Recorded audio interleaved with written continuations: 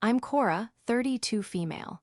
I live in a city that never sleeps, in an apartment that's just big enough for me and my cat, a quiet little sanctuary from the financial storms I navigate every day as a senior analyst. For years, my life was a predictable rhythm of market trends, spreadsheets, and the occasional weekend visit to my family. I thought we were close, but a single text message about a cruise I paid for revealed that our family portrait was a carefully constructed illusion, and I was about to be cropped out of the picture. Before this story unfolds, I'd love to connect with you. Please let me know in the comments where you're watching from and what time it is in your corner of the world. It's amazing to see how far these stories can travel. It all started with a gesture of love, or what I believed was love. My parents, Adrian and Kendra, were approaching their 35th wedding anniversary. 35 years. It's a milestone that feels almost mythical in this day and age, a testament to a bond I'd always admired. They weren't perfect, of course. My dad, Adrian, was a retired engineer, a man whose love was expressed through practicality and quiet approval rather than overt affection. My mom, Kendra, was the heart of the family, a homemaker who could smooth over any conflict with a home-cooked meal and a gentle word. Then there was my younger brother, Declan. At 26, he was still trying to find himself, which was a polite way of saying he was unemployed and living off our parents' goodwill, a goodwill that I, indirectly, helped finance. I wanted to do something truly special for their anniversary. They had always dreamed of a cruise, a real one, with turquoise waters, exotic ports of call, and endless buffets. They'd talked about it for years, always concluding with a sigh and a maybe someday. I decided that someday had arrived. As a senior financial analyst, I was finally in a position where I could afford such an extravagant gift. It wasn't easy. It meant dipping into savings I had earmarked for a down payment on my own place. But the thought of their joy made it feel like the best investment I could possibly make. The planning took months. I spent hours online, comparing cruise lines, itineraries, and cabin types. I wanted everything to be perfect. I finally settled on a 10-day Caribbean cruise on a luxury liner. It had everything: a balcony stateroom with an ocean view, world-class dining, and excursions at every stop. The total cost was just over $10,000. When I clicked the confirm payment button, my hand trembled slightly, but my heart was full. I imagined their faces when I told them, the disbelief turning into pure, unadulterated happiness. I decided to reveal the surprise at my dad's 60th birthday dinner, a month before the cruise was set to sail. The four of us were gathered at their favorite Italian restaurant, the air thick with the smell of garlic bread and Chianti.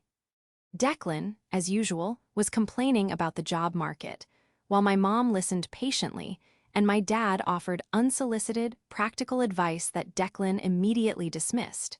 It was a typical family dinner. After we'd finished our main courses, I cleared my throat. "Mom, Dad," I began, my voice a little shaky with excitement. "I know your anniversary is next month, and I wanted to give you your gift a little early." I slid a thick, glossy envelope across the table. My mom picked it up, her brow furrowed in confusion. "Cora, you shouldn't have," she murmured, though her eyes were already gleaming with curiosity. She opened the envelope and pulled out the printed itinerary and booking confirmation. She stared at it, her eyes scanning the details. My dad leaned over her shoulder to look. For a moment, there was just silence. I held my breath, my stomach doing nervous somersaults. Then my mom's eyes filled with tears. "Oh, Cora," she whispered, her voice thick with emotion. "A Caribbean cruise? You're joking." "I'm not," I said, beaming. 10 days, balcony stateroom, it's all booked and paid for. Happy anniversary." My dad was speechless, a rare event. He took the papers from my mom, his eyes wide with disbelief. He read every detail, his engineer's mind processing the logistics. This is incredible, Cora," he finally said, looking at me with a pride I hadn't seen in years. "Absolutely incredible." Declan, however, had a different reaction. He snatched the itinerary from my dad's hand. "No way," he said, his eyes scanning the page. "The Azure Dreamliner? That's the one with the rock climbing wall and the surf simulator. That's insane. His excitement was palpable, but it was for himself, not for them. Are we all going? He asked, looking at me with wide, expectant eyes. This was the part I had carefully considered. The booking was for 2 people. It was their anniversary gift, a romantic getaway for them to celebrate their life together. I had thought about including myself and Deck. Lan, but the cost was prohibitive, and more importantly, it felt intrusive. This was their moment. It's for Mom and Dad, I explained gently, for their anniversary. The light in Declan's eyes dimmed. Oh, he said, slumping back in his chair. Right, of course. He tried to smile, but it didn't quite reach his eyes. That's really great of you, Cora.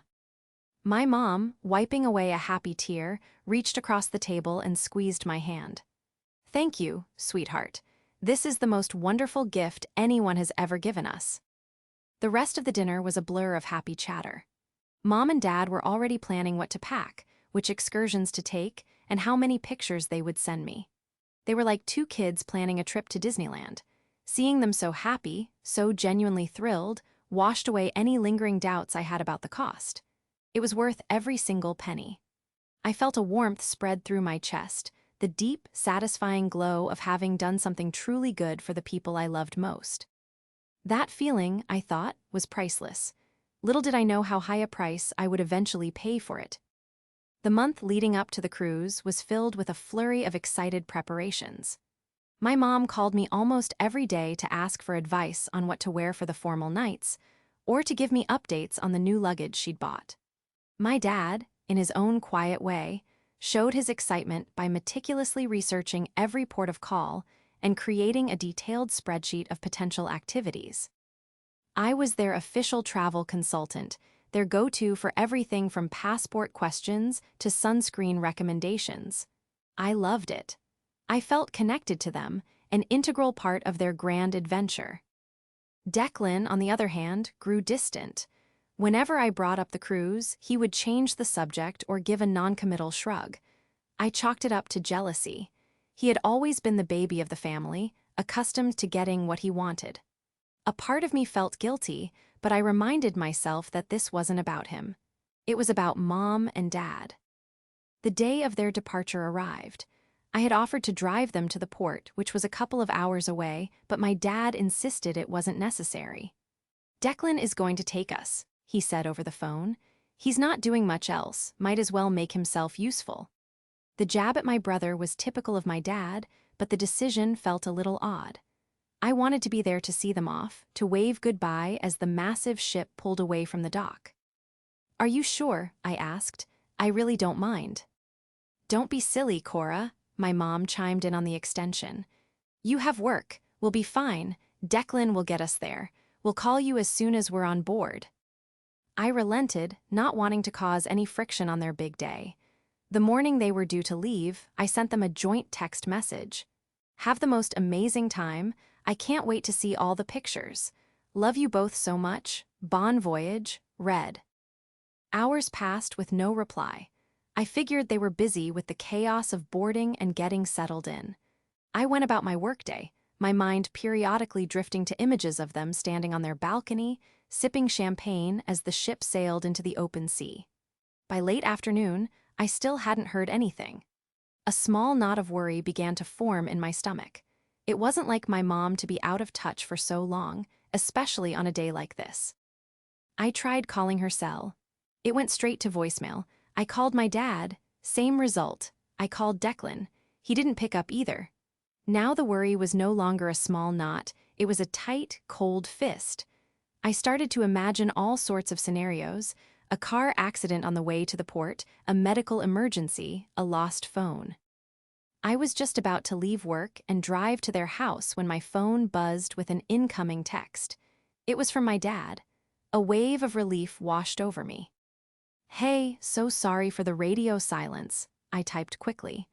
Just wanted to make sure you got on board okay. Is everything all right? The reply came a few seconds later. It was a picture, a selfie of my mom, dad, and Declan. They were all grinning widely, wearing sunglasses. Behind them, clear as day, was the deck of a cruise ship, the ocean sprawling out to the horizon. They were on the boat. But my relief was instantly replaced by a sharp, painful confusion. Declan was with them. How? Why? I stared at the photo, zooming in on their faces. They looked so happy, so carefree. A happy little family of 3. Before I could even formulate a question, another text came through, this time from my dad. It was a single, brutal sentence that knocked the air out of my lungs. "We thought it'd be better off without you, LOL." I read it once, then twice, then a third time. The letters seemed to blur together, the casual LOL at the end feeling like a twisted, cruel joke. It couldn't be real. It had to be a mistake, a prank, a horribly mistyped message. My dad wasn't a cruel person. He was blunt and sometimes insensitive, but not cruel. My fingers trembled as I typed a reply. "What are you talking about? What is Declan doing there? I don't understand." The 3 little dots appeared and disappeared for what felt like an eternity. I felt sick. My heart was pounding against my ribs like a trapped bird. The next message wasn't from my dad. It was from Declan, added to what was now a group chat. "Chill out, Cora. We just thought it would be a better family trip with me here. Mom and Dad agreed. It's no big deal."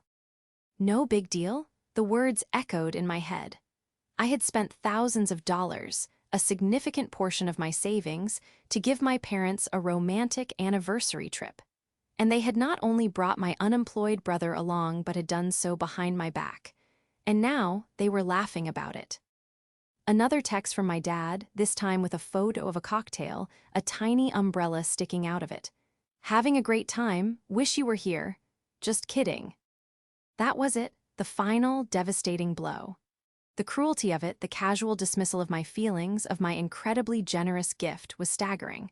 It wasn't a mistake. It was deliberate. They had planned this.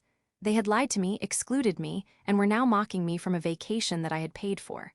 The warmth I had felt a month ago was gone, replaced by an icy, hollow ache. The family I thought I knew, the love I thought we shared, it all felt like a lie. I sank into my office chair, the city lights blurring through the window as tears I didn't know I was holding back began to stream down my face. The betrayal was absolute. And in that moment, something inside me shifted. The hurt began to curdle, slowly, inevitably, into a cold, hard resolve. They thought it was funny. I would show them what was truly funny. The first wave of shock and hurt was paralyzing. I sat in my silent apartment that night, the mocking glow of my phone screen illuminating the room. I scrolled through the text exchange again and again, each word a fresh stab of pain. "Better off without you, LOL." The casual cruelty was what stung the most. It wasn't just that they had included Declan, it was that they had conspired to exclude me and then found it amusing.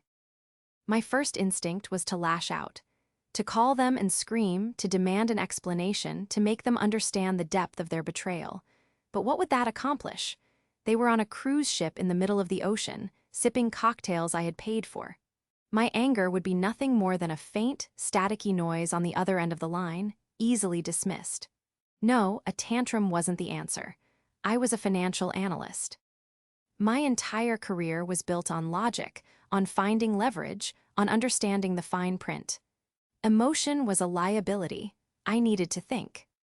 My best friend, Faith, a graphic designer with a mind as sharp as her eye for aesthetics, was my first call.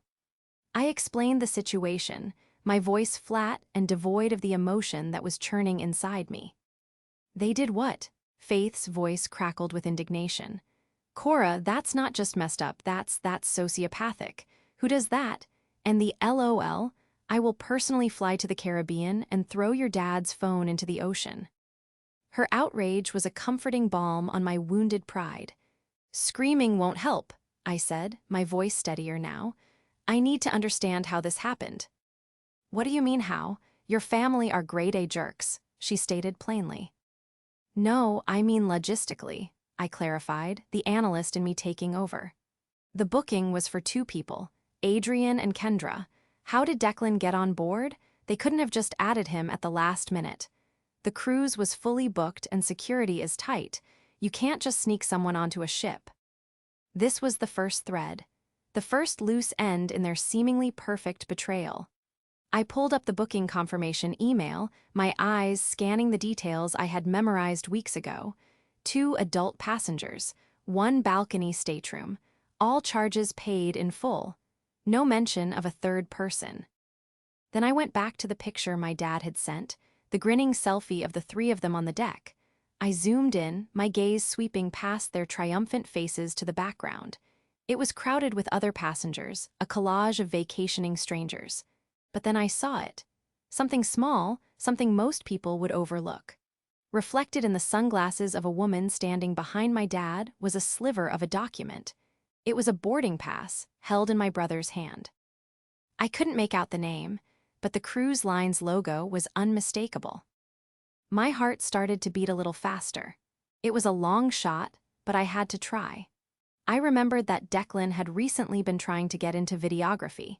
He had started a social media page to showcase his portfolio, which mostly consisted of shaky videos of squirrels in the park set to dramatic music.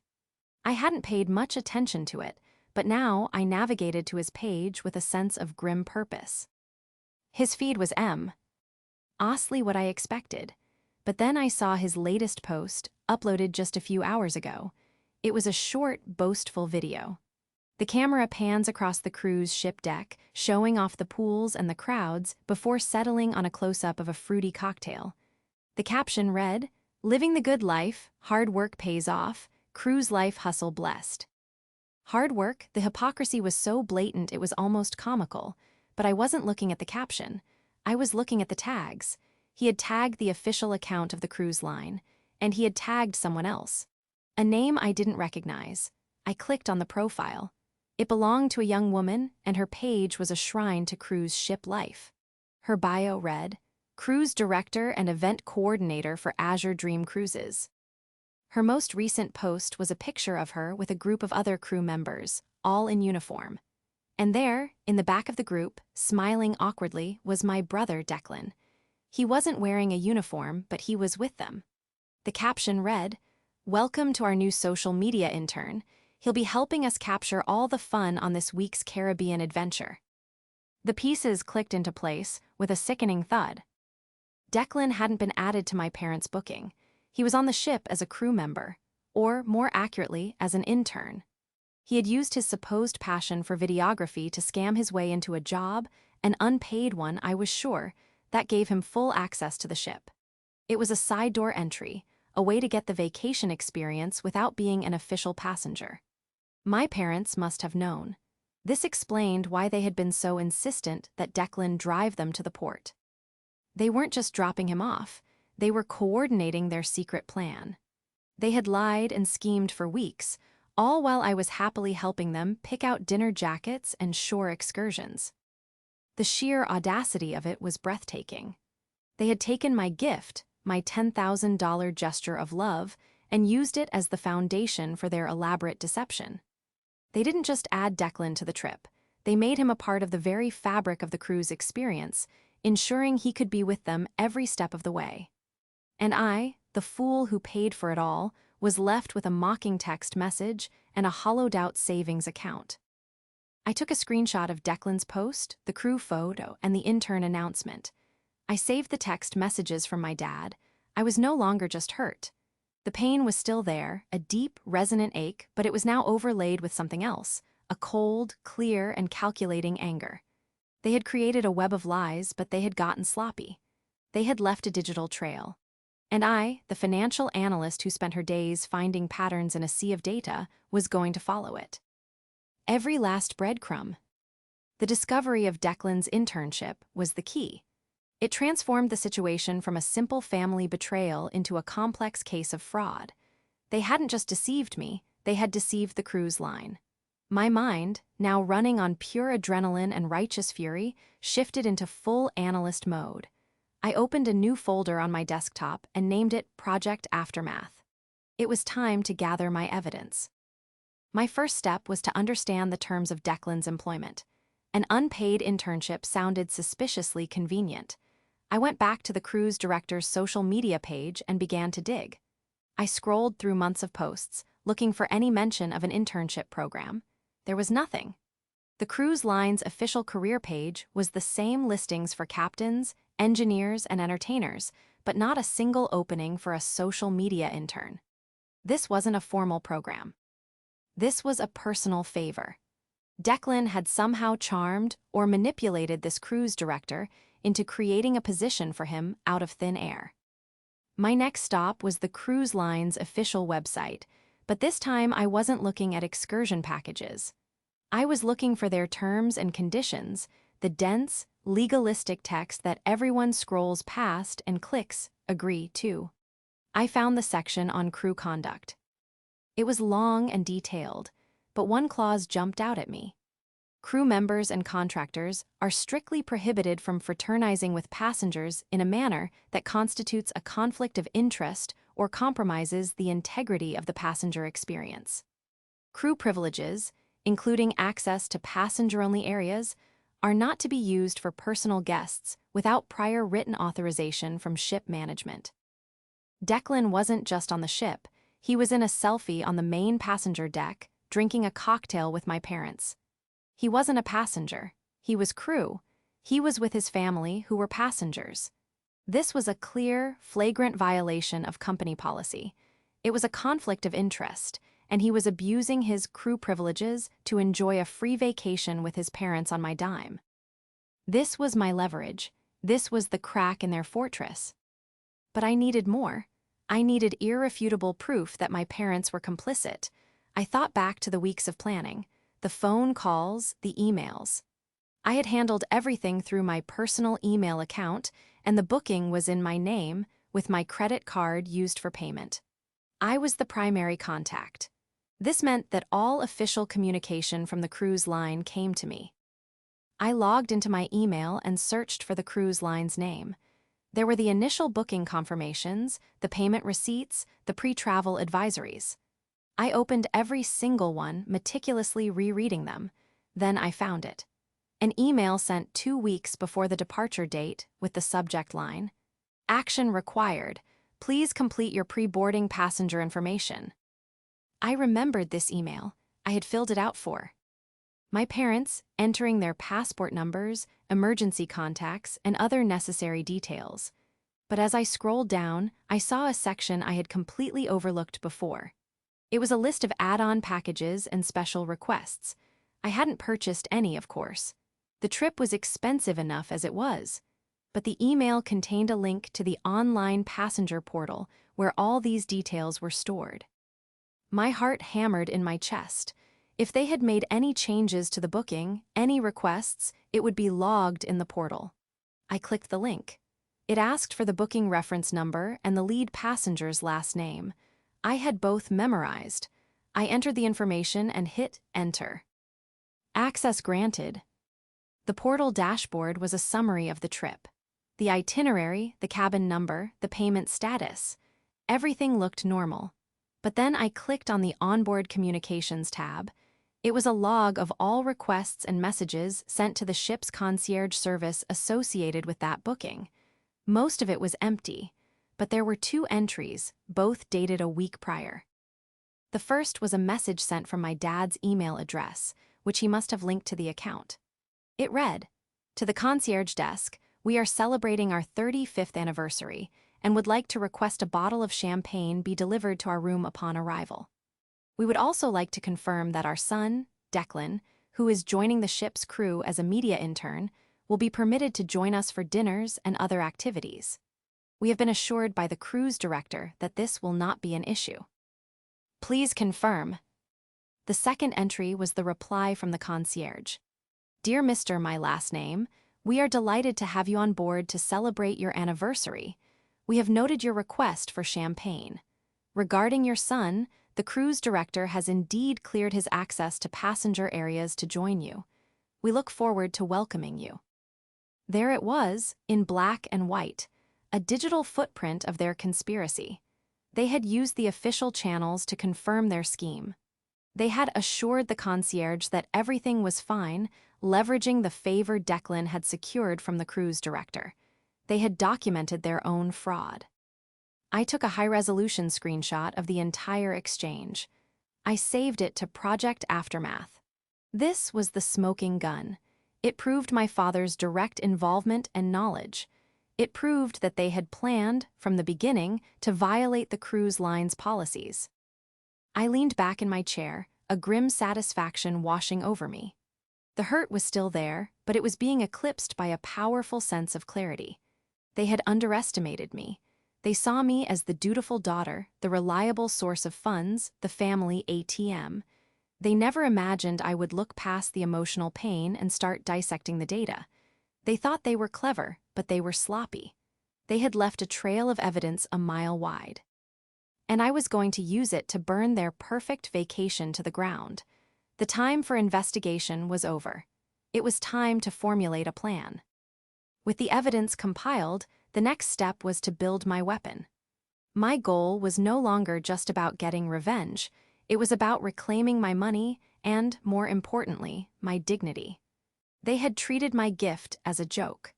I was going to treat their vacation as a simple financial transaction that had violated its terms of service. I spent the next 2 hours drafting an email. This wasn't a rambling, emotional letter. It was a concise, professional, and devastatingly precise document. I addressed it to the highest-ranking customer service and corporate affairs contacts I could find on the cruise line's website.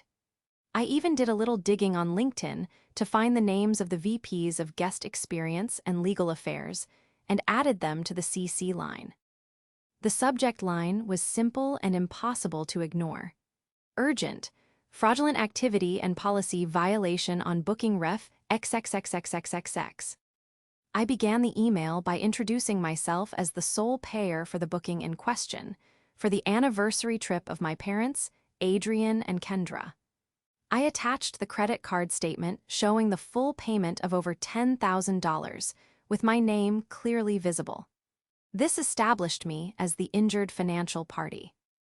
Next, I laid out the facts, presenting them as a sequence of events, each supported by an attached piece of evidence. Point 1. The booking was made for 2 passengers only. Please see attached booking confirmation, Exhibit A. Point 2. My parents, with my brother Declan, conspired to bring him on board the cruise not as a paying passenger, but under the guise of a social media intern, a position that does not appear to be part of any formal company program. This was done to circumvent the cost of a third passenger. Point 3. This arrangement is a direct violation of your company's crew conduct policy, which I have reviewed thoroughly. Specifically, the clause prohibiting unauthorized use of crew. Privileges for personal guests. Declan has been actively fraternizing with my parents in passenger-only areas, which I can prove. Here, I attached the selfie my dad had sent me, Exhibit B, with a note. Please note my brother, a supposed crew member, in casual attire on a passenger deck with official passengers during sailing hours. I also attached the screenshot of Declan's social media post, Exhibit C, highlighting the caption where he presents himself as a vacationer, not a working intern. Point 4. This was not a misunderstanding. This was a premeditated act to defraud me and your company. I have obtained evidence from the passenger portal for this booking that shows my father, Adrian, confirming this arrangement with the ship's concierge a week prior to sailing. This was the kill shot. I attached the screenshot of the portal exchange, Exhibit D. As you can see, my father explicitly states his intention for his crew member son to join them for passenger activities, effectively gaining the benefits of a paying passenger without payment. The concierge's confirmation, based on assurances from the cruise director, implicates ship management in facilitating this policy violation. I let that sink in. I wasn't just blaming my family, I was pointing out a failure in the cruise line's own operational integrity. This made it their problem, not just mine. Finally, I came to my demands. This was the most critical part. I had to be firm, clear, and unwavering. Given this clear evidence of fraudulent activity and multiple policy violations, which have fundamentally broken the terms of the service I purchased, I am requesting the following actions be taken immediately.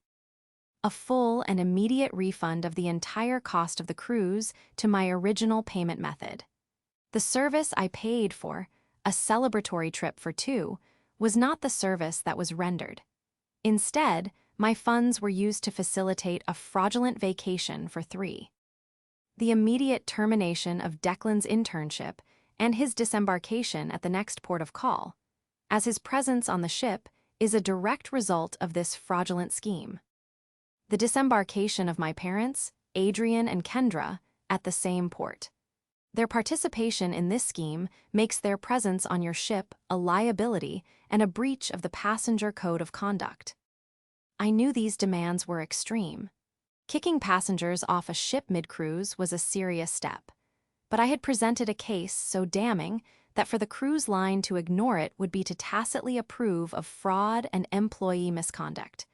They were a massive corporation. Their primary concern was mitigating liability and protecting their brand's reputation.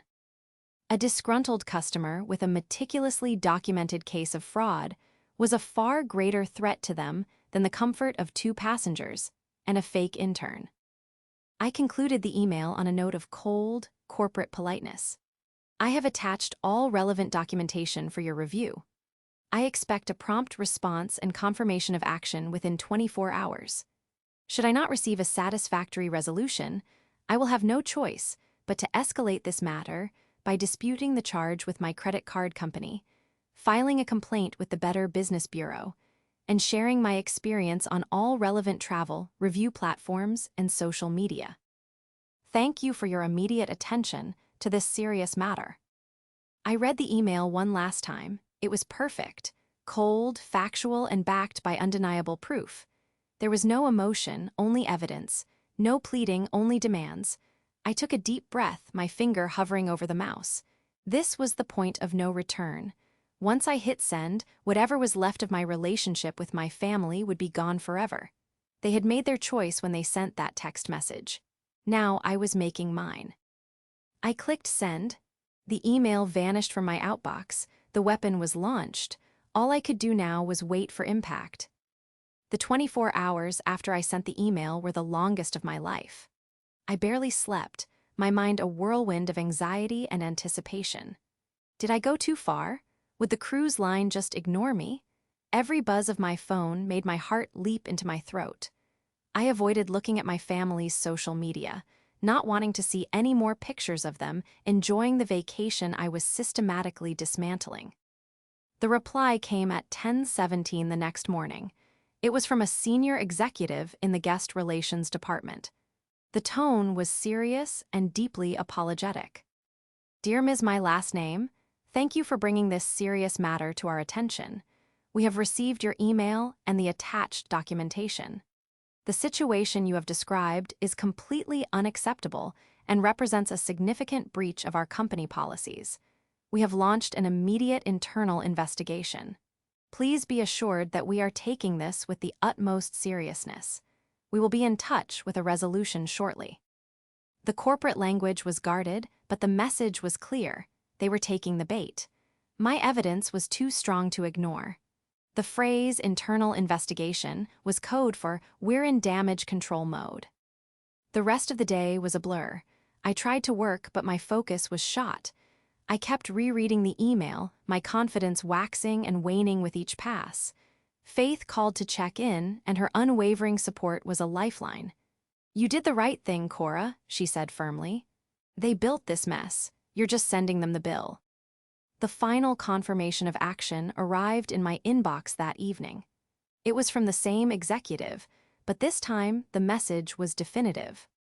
Dear Ms. My last name, our investigation has concluded. We have confirmed the validity of your claims.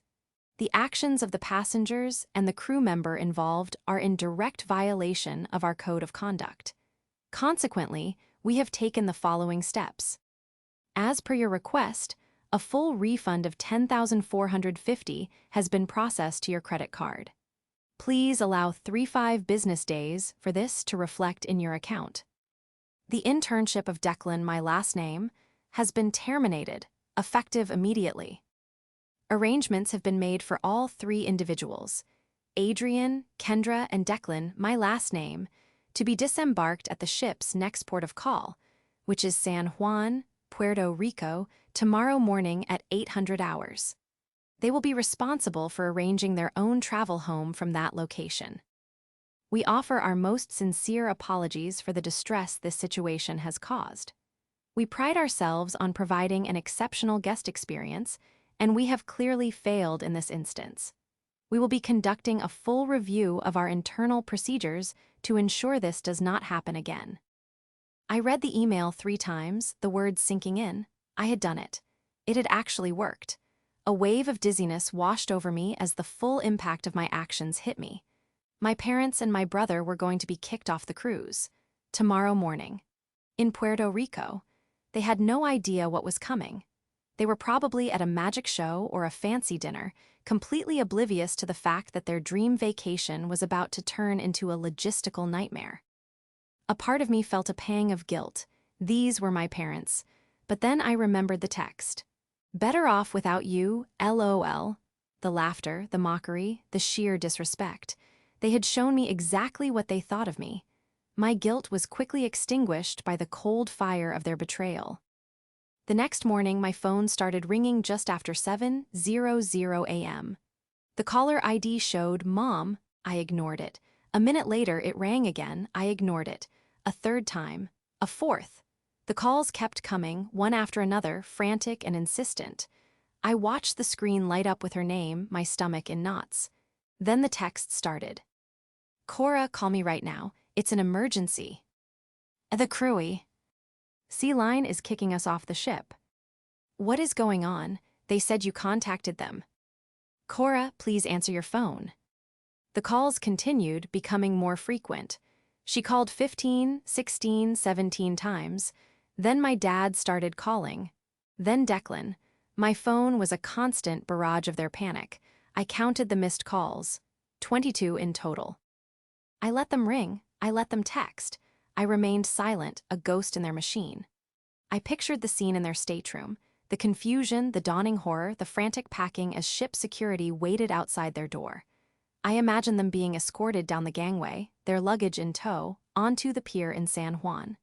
The other passengers, heading off for a fun day of excursions, would stare at them, wondering what they had done to get thrown off a cruise ship. The humiliation would be immense. Finally, around 9:00 a.m., a text from my dad came through.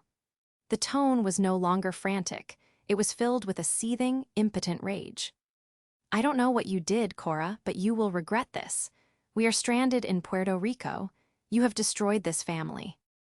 I stared at the message, a strange sense of calm settling over me. I hadn't destroyed the family. I had simply held a mirror up to it. They were the ones who had shattered the reflection. I thought for a moment, then typed out my one and only reply, the final word in this chapter of my life. I sent it to the group chat, to all 3 of them, so there would be no misunderstanding. Sure thing, LOL. I blocked their numbers. I logged out of the passenger portal. I moved the entire folder named Project Aftermath into the trash. The money was already on its way back to my account. The madness, as they were just beginning to experience it, was over for me. It was time to start rebuilding, not my family, but myself.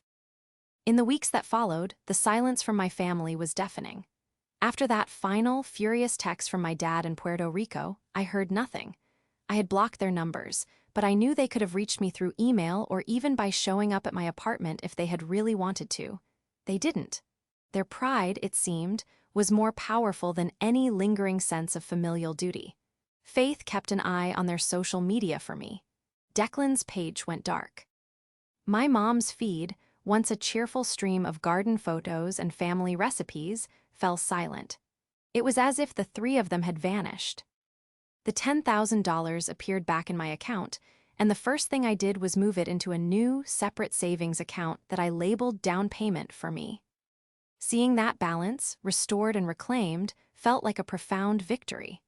It was never just about the money. It was about the respect the money represented. It was a tangible symbol of my hard work, my independence, and my love, all of which they had devalued. Taking it back felt like taking back a piece of my own self-worth. Without the constant, low-level stress of my family's dramas and demands, my life became quieter, calmer. The weekends that used to be reserved for obligatory family dinners were now mine to fill as I pleased. I reconnected with old friends, took up hiking, and started volunteering at a local animal shelter, something I'd always wanted to do but never felt I had the time for. I was discovering a version of myself that wasn't defined by the role of dutiful daughter or responsible older sister. I was just Cora, and I was beginning to realize how much I liked her. About 2 months after the cruise incident, I received a letter in the mail. It was a handwritten card from my mom. My hands trembled as I opened it.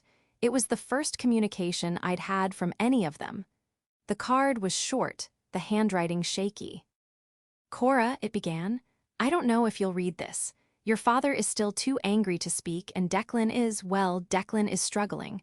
What you did caused a lot of chaos. But I know why you did it. We were wrong. We broke your trust and we were cruel. I let your father and brother convince me it was a harmless joke, but it wasn't. It was a terrible mistake. I am so sorry. I miss my daughter." I read the letter several times. The apology was there, and it felt genuine. But something was missing. There was no accountability for their actions, only regret for the consequences.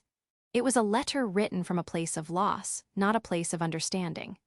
They were sorry because they were stranded in Puerto Rico, because their lives had become difficult, because they missed the benefits of having me in their lives. They weren't sorry for the betrayal itself. I folded the letter and placed it in a drawer. I didn't reply. Forgiveness, I realized, was not a simple transaction. It couldn't be earned with a single, sad card. Maybe someday we would find our way back to each other, but it would require a foundation of genuine remorse and changed behavior, not just words of regret. For now, the chasm was too wide to cross. Few months later, I found the perfect apartment in a neighborhood I loved. Using the money I had reclaimed, I made a down payment. The day I got the keys was a day of quiet, profound joy. As I stood in my empty new living room, the late afternoon sun streaming through the windows, I felt a sense of peace I hadn't felt in years. This was mine. I had built this life for myself, not just with my money, but with my courage to stand up for myself. The family I had once idolized was an illusion. Their love was conditional, their respect fleeting. The cruise wasn't the cause of the breakdown, it was merely the catalyst that revealed the cracks that had been there all along. In losing them, I had found myself. The journey was painful, the confrontation brutal, but the destination was a place of strength, independence, and unwavering self-respect. As I looked out the window at the new horizon, my horizon, I knew the real journey was just beginning. And for the first time in a long time, I was excited to see where it would take me.